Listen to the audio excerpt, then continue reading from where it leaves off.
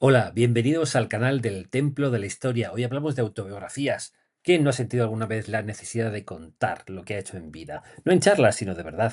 Dejarlo escrito para siempre, para que alguien dentro de 100 o 1000 años lo lea. Hoy lo hacemos en diarios, en redes, en currículums, pero los antiguos egipcios lo hacían de otra forma, de una forma más poderosa, más permanente, más humana.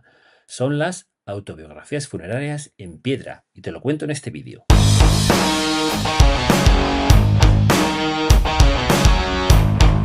En el reino antiguo, el origen de la voz individual, el reino antiguo, las pirámides, las grandes pirámides. Pues en las mastabas de los altos funcionarios de las dinastías quinta y sexta, los muros hablan. ¿Cómo hablan? No con fórmulas religiosas, no penséis que eso, ni con loas al faraón, sino con voces individuales. Hablan de ellos mismos.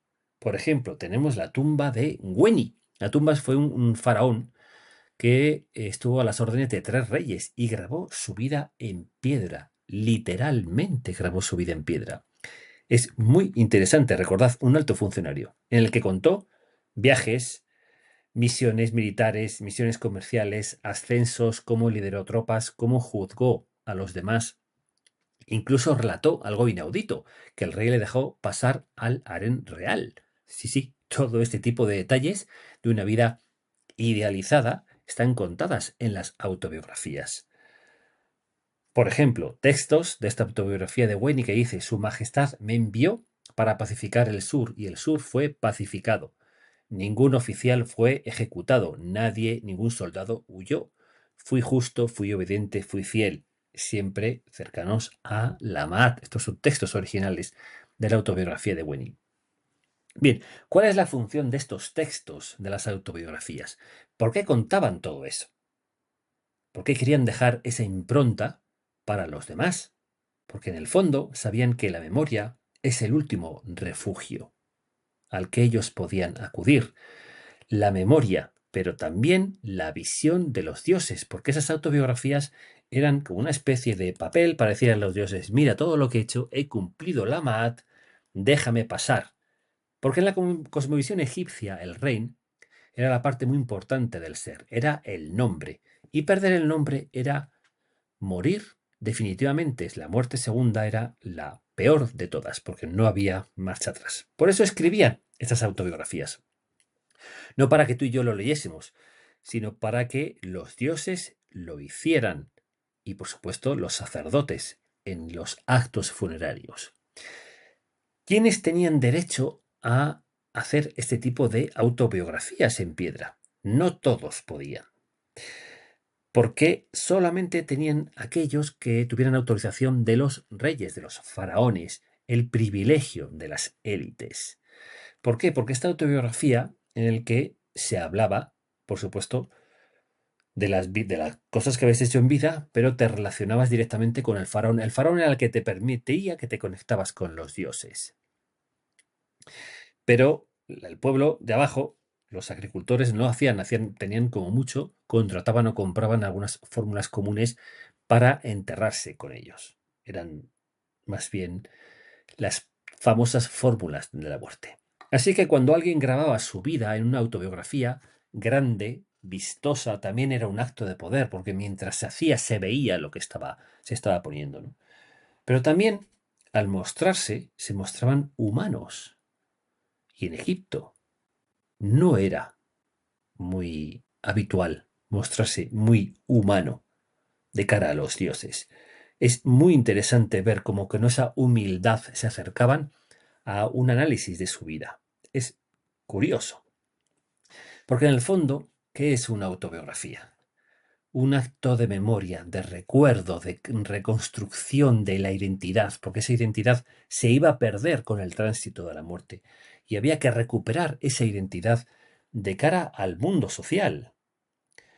Y los egipcios ya jugaban con eso, resaltaban lo que querían para seguir teniendo esa identidad con ese nombre. Creaban una imagen de sí mismos con respecto a la vida que habían tenido. ¿Os suena lo de la imagen de sí mismos? Instagram, YouTube, TikTok, redes sociales. La misma idea, pero hace 4000 años. Bueno, Pero no solamente estas autobiografías pertenecen a Egipto, sino que esa obsesión con dejar por escrito todo también pasó a Roma.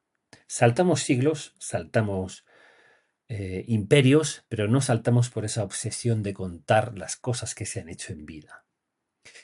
Los romanos no escribían autobiografías funerarias, pero sí hacían algo parecido. Lápidas, estelas o inscripciones muy resumidas comparadas con las egipcias de lo que habían hecho en vida.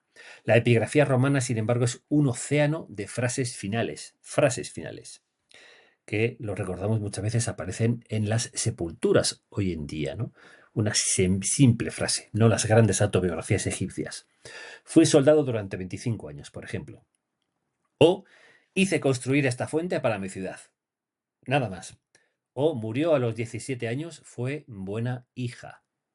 ¿Cómo se nota que descendemos directamente del mundo romano, verdad?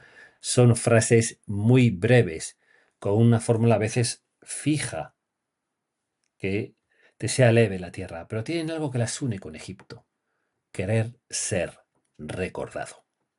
Y aquí entra también una joya que tenemos en España, en Madrid, en concreto en Alcalá de Henares, en Complutum, un testimonio sin palabras, pero con fuerza. Está en la casa de un áuriga. Se conserva la casa de un áuriga en Complutum.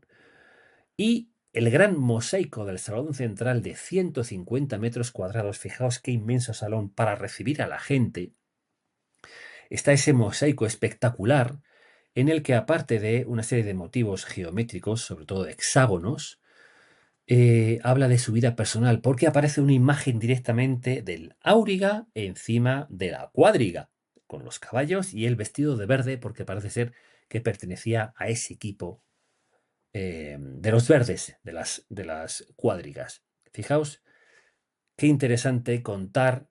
Yo te recibo y te cuento ya una parte de mi vida porque sigo vivo, ¿verdad? Soy un áuriga retirado, pero sigo vivo. Qué interesante saber que lo importante que resulta para todos la memoria, para los vivos, para los muertos y para los dioses. Y ahora yo te quiero preguntar, ¿tú cómo estás escribiendo la historia? Gracias, si te ha gustado, por favor dale a suscribirte y te cuento más en breve. Buen día.